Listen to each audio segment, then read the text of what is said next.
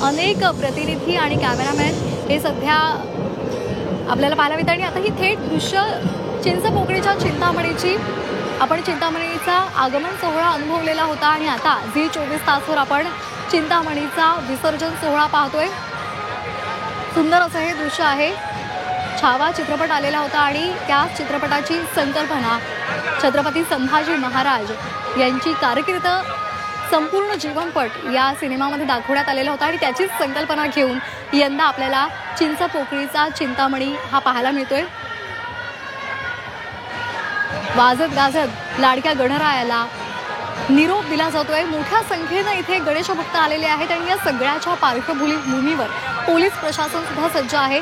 अनेक ठिकाणी ड्रोन कॅमेऱ्याची नजर आहे, तसंच सीसीटीव्ही कॅमेरे सुद्धा मोठ्या प्रमाणात बसवलेले आहेत। मोठ्या प्रमाणात पोलीस बंदोबस्त तैनात आहे।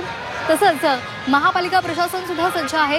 कुठेही गणेश भक्तांना त्रास होऊ नये यासाठी सर्वत्र सोयी सुविधा सुद्धा ठेवलेल्या आहेत। आणि ही तीन दृश्य लालबागच्या राजाचं मधलं दृश्य आहे पुण्यामधलं आणि तिसरं दृश्य आहे चिंतामणीचं।